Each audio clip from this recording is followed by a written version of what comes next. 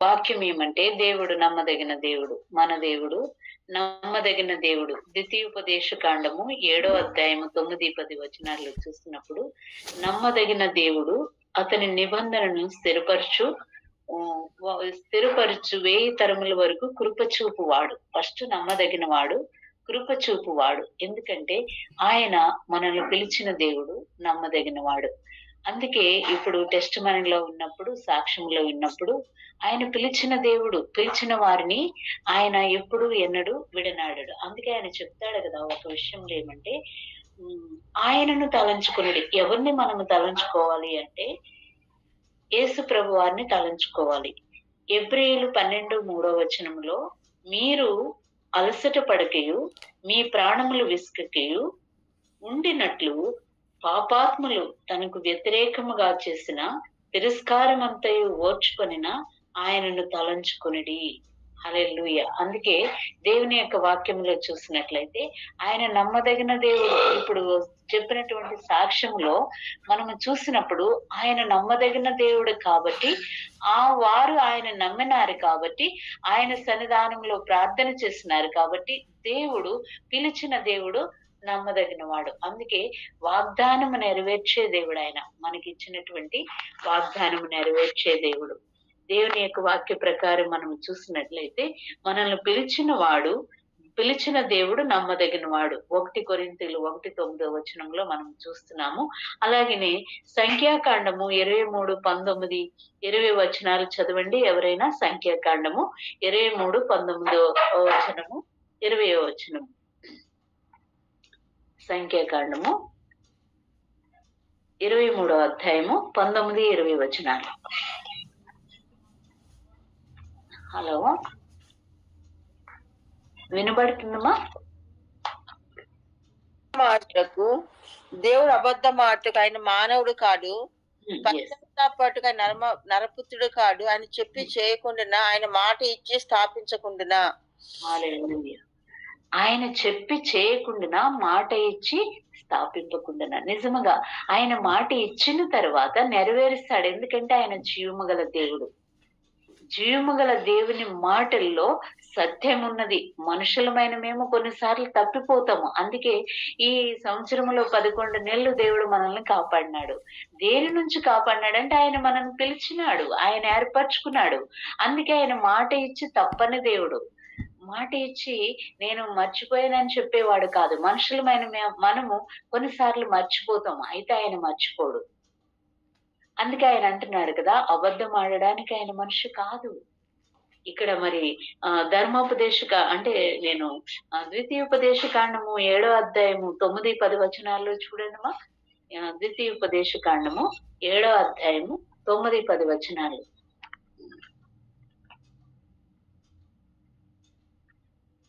ద్వితీయోపదేశ కాండము 7వ అధ్యాయము 9-10 వచనాల్లో మనం ఇక్కడ ఏం చూస్తున్నామంటే,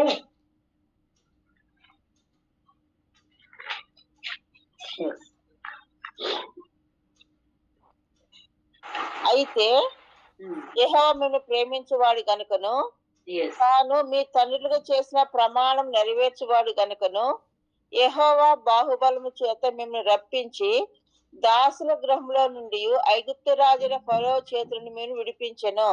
కాబట్టి అవునండి, నేను చెప్పింది ద్వితీయోపదేశ కాండము 7వ అధ్యాయము 9వ వచనంలో, కాబట్టి నీ దేవుడైన యెహోవా తానే దేవుడని తన్ను ప్రేమించి తన ఆజ్ఞను అనుసరించి నడుచుకున్న వారికి తన నిబంధనను స్థిరపరచువాడును, 1000 తరముల వరకు కృపచూపు వాడును, నమ్మదగిన దేవుడని తన్ను ద్వేషించు వారిలో ప్రతి వారిని బహిరంగంగా నశింప చేయుటకు వానికి దండ విధించువాడు నీవు తెలుసుకొనవలెను.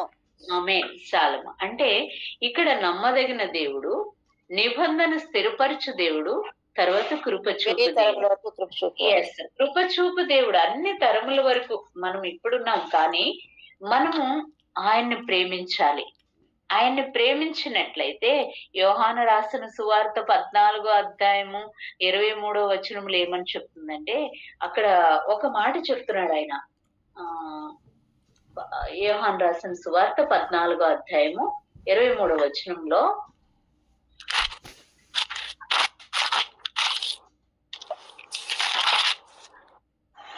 యేసు ఒక నన్ను ప్రేమించిన ఎడల Yes. వాడు నా మాట గైకొన్ను, అప్పుడు నా తండ్రి వారిని ప్రేమించును, మేము వారి యొద్దకు వచ్చి వారి యొద్ద నివాసము చేతుము. ఆమేన్. హల్లెలూయా. చూసినారా, వారు వచ్చి అంటే అక్కడ ఏమంటాడంటే ఒక మాట, నేను నా తండ్రి నివాసము చేసేదము అంటున్నాడు ఇక్కడ. ఏమని? 23వ వచనంలో, ఒకడు నన్ను ప్రేమించిన ఎడల వాడు నా మాట గైకొనును, అప్పుడు నా తండ్రి వానిని ప్రేమించును, మేము వాని యొద్దకు వచ్చి వాని యొద్ద నివాసము చేతుము. నన్ను ప్రేమింపని వాడు నా మాట గైకొనుడు. మీరు వినుచున్న మాట నా మాట కాదు, నన్ను పంపిన తండ్రిదే. దేవునికి స్తోత్రము కలుగును గాక. ఈ 11 నెలల్లో దేవుడు మనకిచ్చిన వాగ్దానం ఆయన నెరవేర్చినాడు. అయితే మనము ఆయన ఆజ్ఞల్ని గైకొనవాలి. అందుకే ఆయన 15వ వచనంలో అంటాడు కదా, మీరు నన్ను ప్రేమించిన ఎడల, యోహాను సువార్త 14:15లో, మీ వద్ద ఎల్లప్పుడూ ఉండుటకే ఆయన వేరొక ఆదరణకర్తను అనగా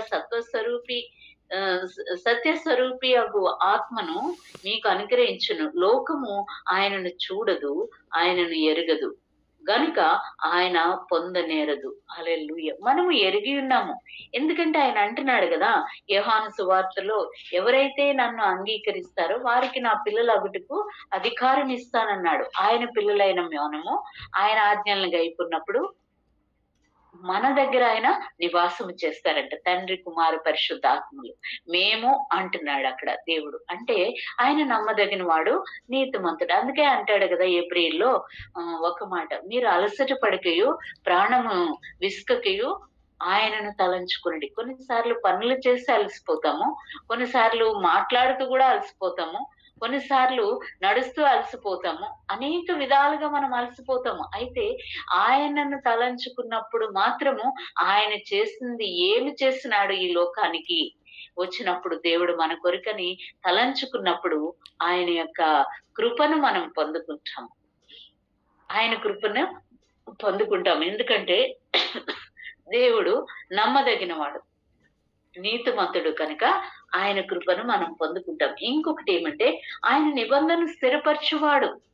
మెట్టలు తత్తరిల్లను, నా నిబంధన పర్వతములు తొలగినను, మెట్టలు తత్తరిల్లు, నా కృప నిన్ను విడిచిపోదు, సమాధానమైన నిబంధన నీ నుండి నా నుండి తొలగిపోదని చెప్పిన ప్రకారము దేవుడు ఆయన సమాధానకర్త. ఈ రోజుల్లో మనం క్రిస్మస్ సమయంలో చదువుతాం కదా, అద్భుతకరుడు, ఆలోచనకర్త, సమాధాన గల ప్రభు, నిత్యుడగు తండ్రి అని మనం చదువుతాం.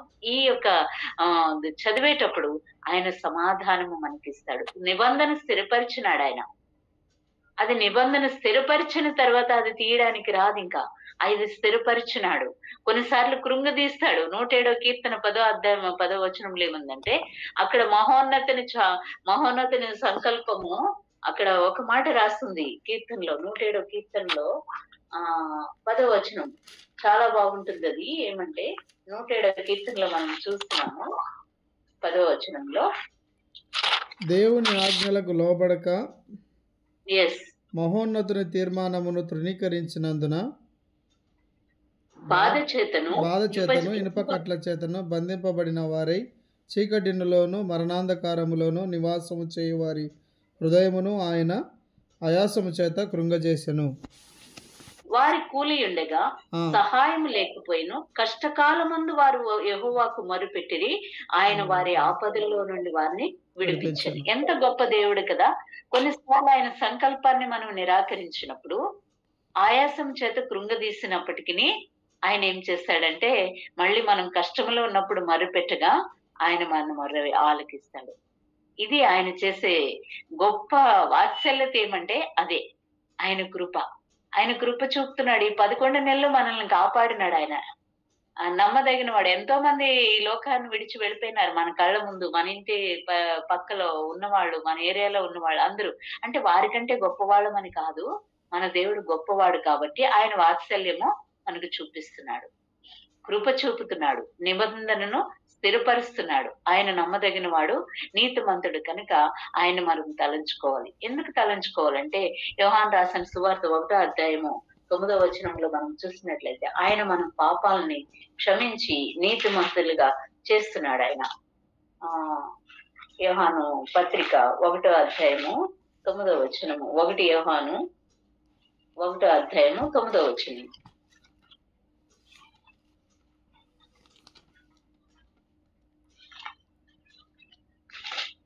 మనం పాపం లేని వారమని చెప్పుకొని ఎడల 9 మన పాపములు మనం ఒప్పుకొని ఎడల ఆయన నమ్మదగిన వాడును హ్మ్. నీతిమంతుడును గనుక ఆయన మన పాపములను క్షమించి సమస్త దుర్నీతి నుండి మనలను పవిత్రులుగా చేయును.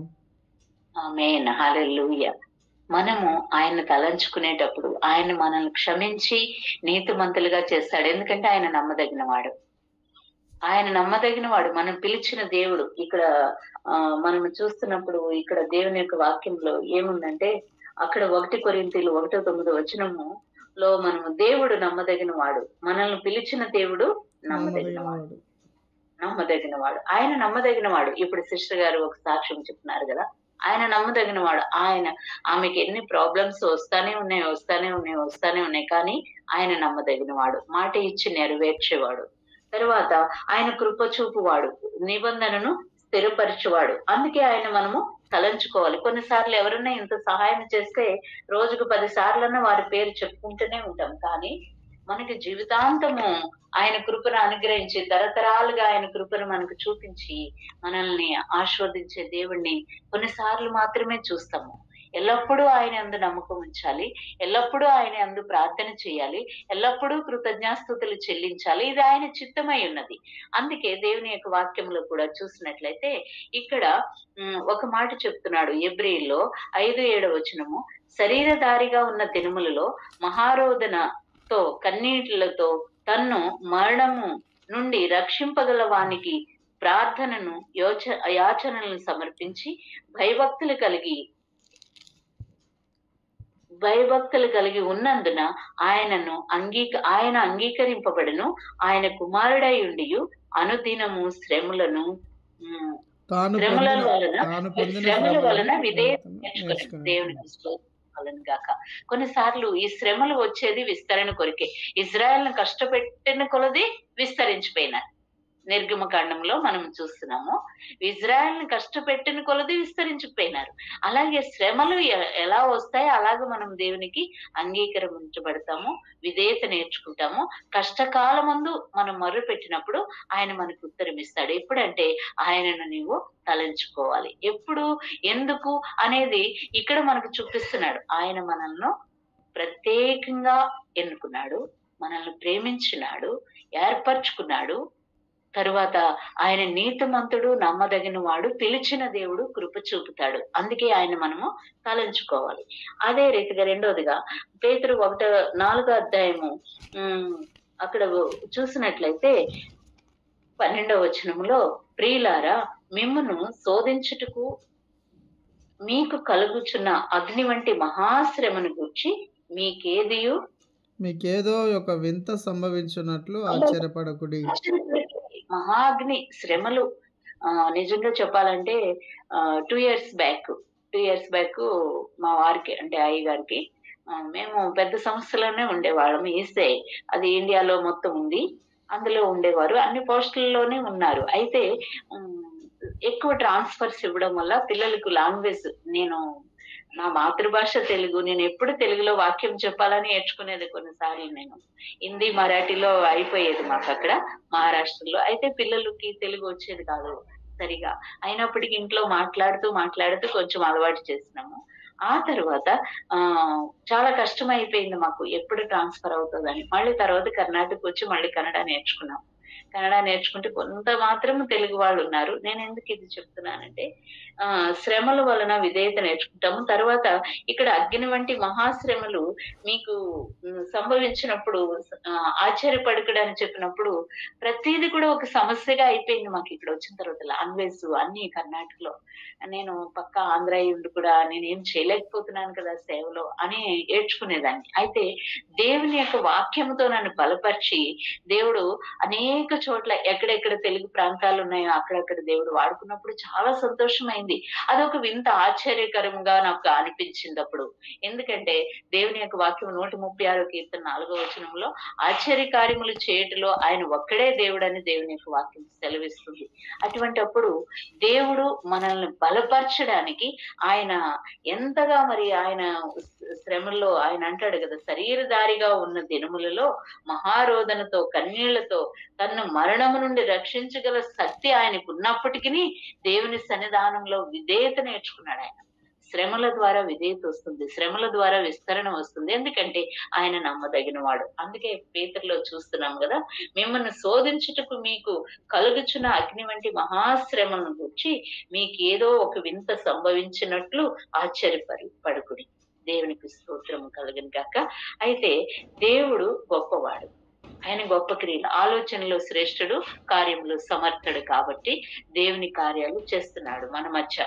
ఈ నిన్న నేడు నిరంతరము ఒకటే ఉన్న రూపమా దైవమా అని మనం మొరపెట్టినప్పుడు ఆయన మనకు సహాయం చేయవాడునై ఉన్నాడు. అందుకే మనము 1 పేతురు 4:16 చూసినట్లయితే ఎవడైనాను క్రైస్తవుడనైనందుకు బాధ అనుభవించిన ఎడల సిగ్గుపడనక్కరలేదు, ఆ పేరును బట్టియే దేవుని మయంపరచవలను. కొన్నిసార్లు అనేక బాధలు, హింసలు, వేదనలు వచ్చినప్పుడు మన జనంలో వెళ్ళడానికి కూడా సిగ్గుపడతాం మనం. అయితే ఎలుగెత్తి చెప్పడానికి సిగ్గుపడనట్టు నా దేవుడు గాయం కట్టువాడు ఆయనే, మానిపేవాడు ఆయనే.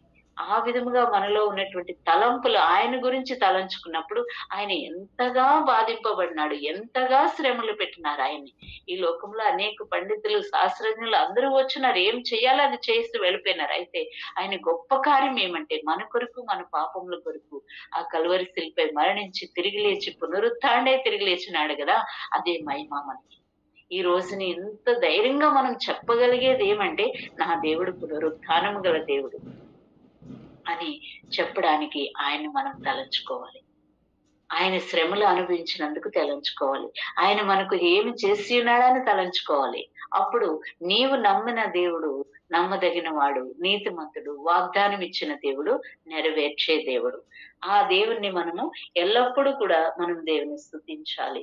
మార్కు 1:12 చూసినట్లయితే పరిశుద్ధాత్మ వెంటనే పరిశుద్ధాత్మ ఆయన్ను అరణ్యములోనికి త్రోసుకొని పోయిను.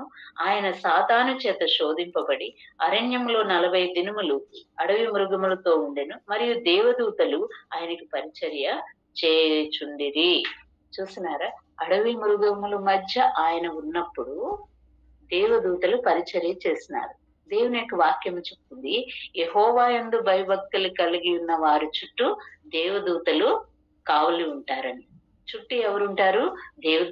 దేవదూతలు ఉంటారు. ఆయన భయము కలిగి శ్రమలులో విధేయత నేర్చుకున్నాడు కాబట్టి ఆయన దగ్గర దేవదూతలు వచ్చి పరిచర్య చేస్తున్నారు. ప్రియమైన వాళ్ళారా, అయితే దేవుని యొక్క వాక్యము ఏమని సెలవిస్తుందంటే ఆయన నమ్మదగిన వాడు, నీతిమంతుడు కనుక ఆయన వాగ్దానం ఇచ్చి నెరవేర్చేవాడు. ఇక్కడ ఆయనకి ఏదైతే చెప్పినాడో దేవుడు అది చేస్తున్నాడు. అందుకే యేసు ప్రభు వారు యోహాను సువార్త 8:29 అక్కడ ఏమని చెప్తుందంటే ఆయనకి ఇష్టమైన కార్యములు నేను చేసి ఉన్నాను కాబట్టి ఆయన నన్ను ఒంటరిగా విడవలేదు.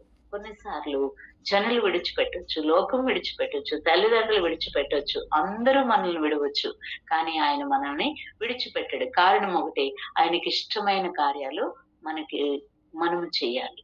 నీకిష్టమైనది కావాలి దేవునికి, మనకిష్టమైందే ఆయనకి కావాలి. అప్పుడే దేవుడు మనల్ని మెచ్చుకుంటాడు.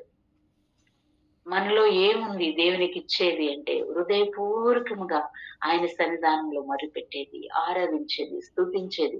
కొన్నిసార్లు ప్రార్థనలు చేస్తాము, ఆయనకి టైం ఏమో పొద్దున సాయంత్రం వరకు పనుల్లోనే ఉంటాము, కానీ ఆయన కోరుకునేది నా సన్నిధికి రా, అనుభవించు, నేను ఏమిస్తున్నాను అవి తీసుకొని.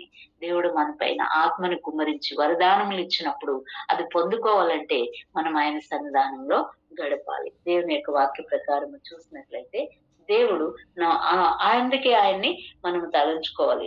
లూకా 22:41 వారి యొద్ద నుండి రాత్రి వేళ దూరముగా వెళ్లి మోకాళ్ళుని తండ్రి ఈ గిన్నె నా యొద్ద నుండి తొలగించుము, నీ చిత్తమైతే అని ఆయనకు మొరపెట్టినప్పుడు ఆయన ఒకటే అడిగినాడు, నీ చిత్తమే నెరవేర్చుం ప్రభా, నా చిత్తము కాదు. దేవునిలో ఉన్న మనము ఆయన వాగ్దానము నెరవేర్చాలంటే దేవుని చిత్తాన్ని మనం నెరవేర్చాలి. అందుకే దేవుని యొక్క వాక్య ప్రకారము మనము జీవించాలి. అప్పుడు ఆయన కృపచూపు వాడై ఉన్నాడు. కృపచూపు వాడై ఉన్నాడు.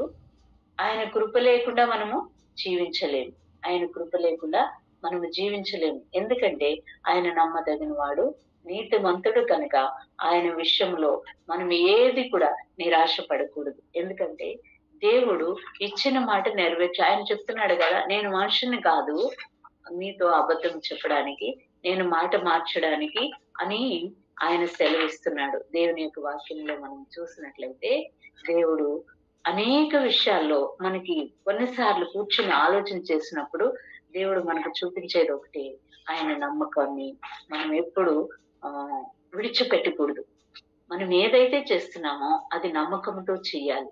అక్కడ దేవుని యొక్క 1 కొరింథీయులు 10:3 ఆయన మనల్ని పవిత్రపరిచి నిందారహితముగాను నమ్మకమైన దేవుడు ఏమంటున్నాడంటే 1 కొరింథీయులు 10:13 మనం చూసినట్లయితే ఇక్కడ ఏమంటున్నాడు, 1 కొరింథీయులు 10:13 సాధారణముగా మనుషులకు కలుగు శోధన తప్ప మరి ఏదియూ మీకు సంభవింపలేదు. దేవుడు నమ్మదగిన వాడు, మీరు సహింపగలిగినంత కంటే ఎక్కువగా ఆయన మిమ్మల్ని శోధింపబడనీయడు. అంతేకాదు, సహింపగలుగుటకు ఆయన శోధనతో కూడా తప్పించుకుని మార్గమును కలుగజేయును. ఎంత శోధనలు! ఆ సిస్టర్ గారు ఇప్పుడు చెప్తుంటే అదే వాక్యం గుర్తొచ్చింది. శోధనలు సహించుకొనగలిగేవే ఇస్తాడు. రెండవదిగా ఆయన మనల్ని శోధనలో నుంచి తప్పిస్తాడు. అంత మంచి దేవుడు మనకి దొరికినందుకు మనం ఎంత భాగ్యవంతులు. అందుకే అంటాడు కదా, ఇజ్రాయేలు నీ సౌభాగ్యము ఎంత గొప్పదే అంటున్నాడు. నిజంగా చెప్పాలంటే దేవుడు మనకిచ్చినటువంటి ఈ యొక్క పరిశుద్ధత జీవితము, పవిత్రమైన జీవితాలు మనలో ఉన్నాయంటే ఈరోజు ఆ పరిశుద్ధుడైన దేవుణ్ణి మనము నమ్మినందుకే. పరిశుద్ధుని పట్టుకున్నాం మనము. ఈ లోకంలో ఎవరు పరిశుద్ధులు కాదు, మన దేవుడు ఒక్కడే పరిశుద్ధుడు. అందుకే మనము చాలా అదృష్టవంతులము. అందుకే ఆయన అంటున్నాడు కదా, శోధన సహించగలిగే శక్తిని నేను మీకు ఇస్తాను, అది మిక్కి మీరి నేను మీకు ఇవ్వను. ఆయన నమ్మకమైన దేవుడు. 1 దశలోనిలు 5:23-24 1 దశలోనిలు 5:23 మనం చూస్తున్నామే అంటే, సమాధానకర్తయగు దేవుడే మిమ్మును సంపూర్ణముగా పరిశుద్ధపరచునుగాక. మీ ఆత్మయు జీవమును శరీరమును మన ప్రభువైన యేసుక్రీస్తు రాకడయందు నిందారహితముగాను సంపూర్ణముగాను ఉండునట్లు కాపాడబడునుగాక. మిమ్మల్ని పిలుచువాడు నమ్మకమైన వాడు గనుక అలాగు చేయును. హల్లెలూయా. మనల్ని పిలిచిన వాడు నమ్మకమైన వాడు గనుక అలాగే చేయను. దేవునికి స్తోత్రము కలుగును గాక. మరి ఇబ్రీలు 10:23 చూసినట్లయితే ఆయన అంటున్నాడు కదా, ఇబ్రీలు 10:23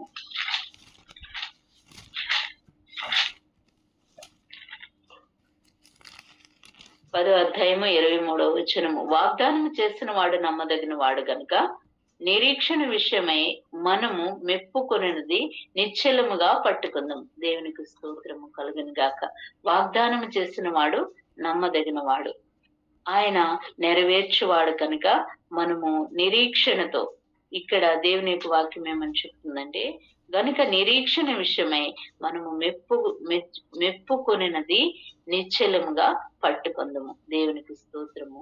అయితే కొందరు మానుకొనిచున్నట్లు సమాజముగా కూడుట మానక ఒకరికొకడు హెచ్చరించుచు ఆ దినము సమీపించుట మీరు సూచన కొలిది మరీ ఎక్కువగా అలాగూ చేయము. దేవునికి స్తోత్రము కలుగును గాక. ఎందుకంటే దేవుడు గొప్పవాడు, నమ్మదగిన వాడు, పిలిచిన దేవుడు నమ్మకమైన దేవుడు. అందుకే దేవుని యొక్క వాక్యము మనం చదువుతున్నాం కదా, దేవునికి మనము ఆత్మలను అప్పచెప్పాలి. అన్నింట్లో నమ్మకం ఉండి ఈ ఆత్మల విషయంలో నమ్మకం లేకపోతే మనం ఫెయిల్ అయిపోతాం. ఎందుకంటే సృష్టికర్త అయిన దేవునికి నమ్మకము గల దేవునికి మనము నమ్మకముతో ఆత్మలను ఆయనకి అప్పచెప్పాలి. వాగ్దానం ఇచ్చిన దేవుడు నమ్మదగిన వాడు కనుక. అందుకే దేవుని యొక్క వాక్యం ఏమని చెప్తుందంటే అక్కడ రాసినట్లయితే 2 కొరింథీయులు 6వ అధ్యాయంలో మనము 2 కొరింథీయులు 9:6 మనం చూస్తున్నాము.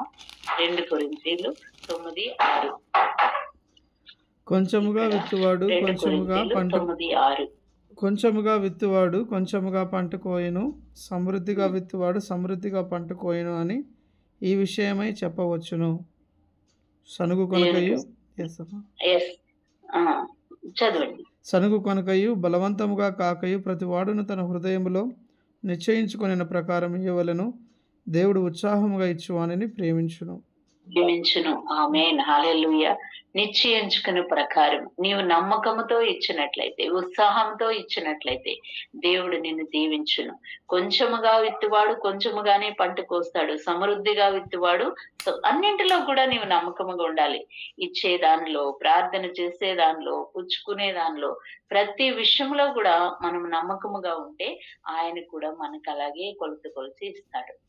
దేవుడు నమ్మకస్తుడు. ప్రతి విషయంలో ఆయన ఆజ్ఞలను మనం ఇప్పుడు ఈ రోజుల్లో ఏమంటే December 31 వచ్చిన వెంటనే వాగ్దానాల కొరకు నిలబడతారు. అయితే అదేమి ముందు ఉన్నదే చూస్తాం కానీ వెనక ఆజ్ఞ ఏముందో అది చూడం మనము.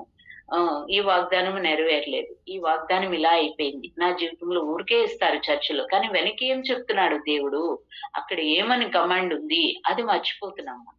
అయితే ఈ దినములలో నీవు ఆయన నమ్మినట్లయితే ఈ సంవత్సరం అంతా కాపాడిన దేవుడు నిన్ను ముందు కూడా కాపాడాలి. అంటే వాగ్దానం చేసిన వాడు నమ్మదగిన వాడు కనుక నీవు ఆయన నమ్మాలి. ఆయన 2 తెస్సలోనికీయులకు 3వ అధ్యాయంలో 3వ వచనంలో అదే మాట చెప్తున్నాడు. 2 తెస్సలోనికీయుల 3వ అధ్యాయము 3వ వచనంలో ఒక మాట చెప్తున్నాడు. ఏమంటే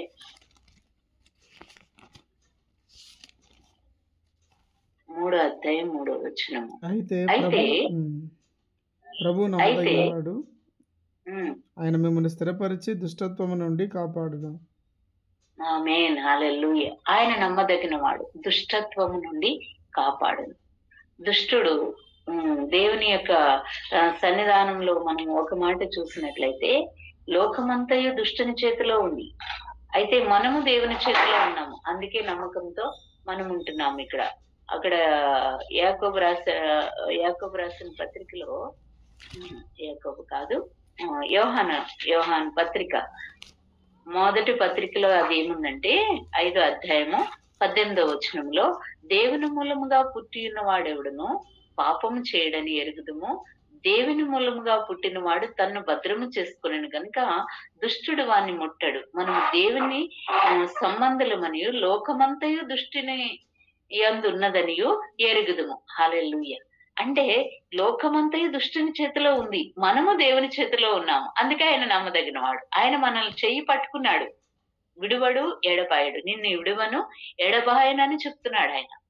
దేవునికి స్తోత్రము కలుగునుగాక. ఈ రోజు అందుకే ఆయన మనం తలంచుకోవాలి. అలసట పడకయు ప్రాణము విసుకయు మన కొరకు ఎన్ని బాధలు ఆయన అనుభవించినాడు. ఇంకా మనం అంత బాధలు అనుభవించలేదు. అనుభవించేయన్ని శరీర రోగాల నుంచే అనుభవిస్తున్నాము. ఆయన కొరకు కొట్టించుకున్నామా, ఆయన గురించి చెప్పినప్పుడు ఎవరైనా మనం తిట్టినారా, నిందలు మోస్తున్నామా, ఇది చూడాలి. మహాశ్రమలు అంటే అవి మహాశ్రమలు. శారీరకంగా చూసినట్లయితే ఇవి కామన్ అయిపోయినాయి. కానీ దేవుని కొరకు మనం ఏం శ్రమలు అనుభవిస్తున్నాము.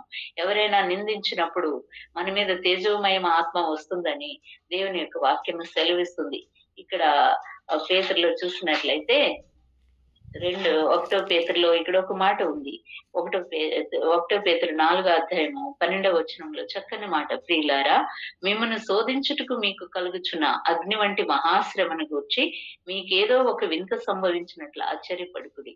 క్రీస్తు మహిమ బయలుపరిచినప్పుడు మీరు మహానందంతో సంతోషించి నిమిత్తము క్రీస్తు శ్రమలలో మీరు పాలువారై ఉన్నంతగా సంతోషించడి. క్రీస్తు నామం నిమిత్తము మీరు నిందల పాలైన ఎడల మహిమా స్వరూపియగు అయిన ఆత్మ అనగా దేవుని ఆత్మ మీ మీద నిలుచుచున్నాడు గనుక మీరు ధన్యులు. దేవునికి స్తోత్రము. నమ్మకమైన దేవుడు, పిలిచిన దేవుడు మనతో ఉన్నాడు కాబట్టి మనము ఆయన్ను సేవించినట్లయితే ఆయన ఆత్మ మన మీద వస్తుంది. ఎప్పుడు వస్తుందంటే మహాశ్రమలు, అగ్ని వంటి శ్రమలు.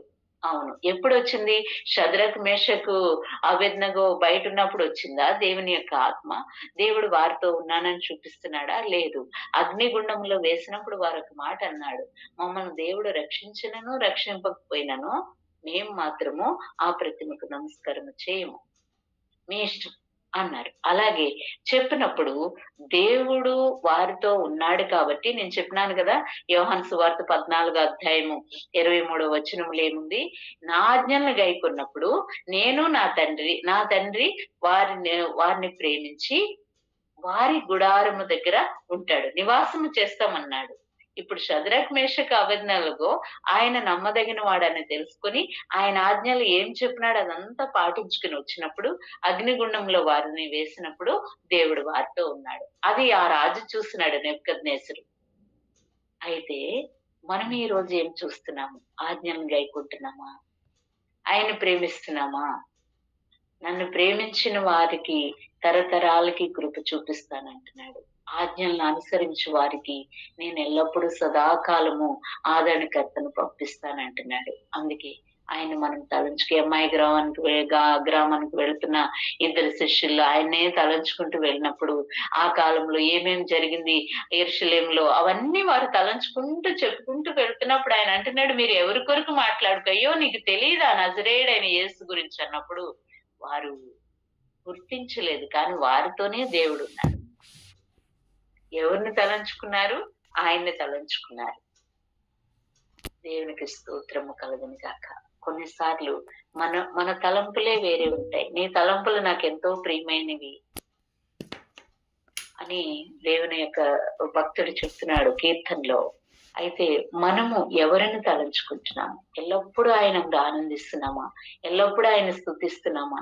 ఎల్లప్పుడూ ఆయన కృతజ్ఞాస్తుతులు చెల్లిస్తున్నామా? ఈ 11 నెలలు దేవుడు ఇచ్చినటువంటి వాగ్దానం ఇంక నెరవేరినట్లయితే మళ్ళీ వచ్చే సంవత్సరం ఏమి నా కొరకు పెట్టినాడు అనుకుంటే ఆయన ఆజ్ఞలన్నీ మనము పాటించాలి. నోవా యావత్తు కూడా ఆయన ఆజ్ఞ మీరలేదు. ప్రపంచమంతా మునిగిపోయినప్పటికీ ఆయన మునిగిపోలేదంటే దేవుడు చెప్పిందంతా చేసినాడు కాబట్టి ఆయన కృప చూపుతూ ఆయన వాగ్దానము నెరవేర్చే దేవుడని నమ్మి ఆయన గురించి ఏది చెప్పినా గాని నోవా విన్నప్పుడు నోవా ఆ నావలో వారి కుటుంబంతో పాటు రక్షింపబడ్డాడు. ఎంత గొప్ప దేవుడు, ఎంత గొప్ప దేవుడు మన దేవుడు. ప్రపంచమంతా మునిగిపోయినా నోవా మునగలేదంటే నోవాను ఎంతగా ప్రేమించినాడు దేవుడు. నోవా ఎంతగా ఆయన ఆజ్ఞలను పాటించినాడు మనం బైబిల్లో చూస్తున్నాం. చెప్పినది యావత్తూ చేసను. ఆయన అంతా చేసి ఉన్నాడు. యేసు ప్రభువు దేని కొరకు వచ్చినాడో అది ముగించిన్నాడు. అందుకే దేవుడు ఆయన్ని ప్రేమించినాడు. ఆయన కొన్ని క్షణాల కొరకు ఆయన విడిచిపెట్టినప్పటికీ సమాధిలో నుండి తిరిగి లేచినాడు. నీతి సమాధానాలు ముద్దు పెట్టుకుని భూమిలో నుంచి సత్యము మొలిసిందని మనం కీర్తనలో చూస్తున్నాం. ఈ రోజు నేను చర్చిలో అదే చెప్పినాను. మా అయ్యగారికి కొంచెం డల్గా ఉన్నారని వాక్యం ఇచ్చినప్పుడు ఈ చిగురు ఎవరు అని దాని మీద టాపిక్ ఇచ్చినప్పుడు ఆయన్ని చూస్తే నిజంగా ఆయన చిగురించే దేవుడు. మనల్ని ఎండిపోయిన జీవితాలకి చిగురుగా వచ్చినాడు. యెషయా మొద్దు నుండి చిగురు పుట్టును, అంకురము వలె ఫలించునని చెప్పిన ప్రకారము మనమున్నాము. ఎందుకున్నాము? ఆయన పిలిచినాడు మనల్ని. నమ్మకస్తుడు ఆయన దేవుడు. అందుకే ఆయన పిలిచినాడు కాబట్టి ఆయన మనల్ని పోషిస్తున్నాడు. ఆయన పిలిచినాడు కాబట్టి మనలకి వాగ్దానాలు మన జీవితాల్లో నెరవేరుస్తున్నాడు. ఆయన పిలిచినాడు కాబట్టి మన కొరకు ఆయన ప్రాణం పెట్టినాడు. ఆయన మనల్ని ఏర్పరచుకున్నాడు. ఇజ్రాయెల్ని ప్రత్యేకంగా ఏర్పరచుకున్నాడు. ఆయన కునుకడు నిద్రపోడు, ఎల్లప్పుడూ మనతో ఉంటాడు. అందుకే యెషయా 65:23 మనందరికీ ఒక వాగ్దానం ఆయన ఏం చెప్తున్నాడంటే చాలా బాగుంది.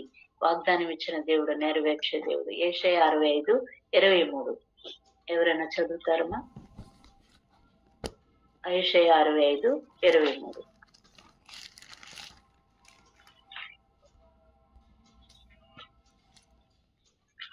వారు వృధాగా ప్రయాసపడరు, Yes. ఆకస్మికంగా కలుగు అపాయం నొందుటకై పిల్లలను కనరు. వారు యెహోవా చేత ఆశీర్వదింపబడిన అగురుదును. వారి సంతానపు వారు వారి యొద్దనే ఉందురు. వారికి ఇలాగున జరుగును. వారు వేడుకొనక మునుపు నేను ఉత్తరమిచ్చెదను. వారు మనవి చేయుచుండగా నేను ఆలకించెదను. ఆమేన్. హల్లెలూయా, హల్లెలూయా. ఈ వాగ్దానం మనందరికి, మనం ప్రయాసపడేది వ్యర్థము కాదు. మన పిల్లలు అపాయానికి గురి కారు. మరి అడగక ముందే ఆయన ఉత్తరం ఇస్తాడు, వేడుకున్నప్పుడు కూడా ఆయన ఉత్తరం ఇస్తాడు. ఆయన వాగ్దానం ఇచ్చినాడు, నీవు నాకు మొరపెట్టుము, నీకు గూఢమైన సంగతులు నీకు తెలియచేస్తానంటున్నాడు. మన బంధుమిత్రులు ఎవరు మనకి రహస్యాలు తెలియచేయరు, కానీ ఆయన రహస్యాలు కొన్నిసార్లు స్నేహితులు కూడా చెప్పరు మనకి. ఆయన నిజమైన స్నేహితుడు కాబట్టి మనల్ని ఆయన మొరపెట్టుము, నీకు గూఢమైన సంగతులు తెలియచేస్తానంటున్నాడు. దేవుడు ఈ వాక్యముల ద్వారా మనల్ని అందరినీ దీవించిన గాక. వాక్యం ఇచ్చిన పాస్టర్ గారికి నా హృదయపూర్వక వందనాలు. ఆ దేవాది దేవునికి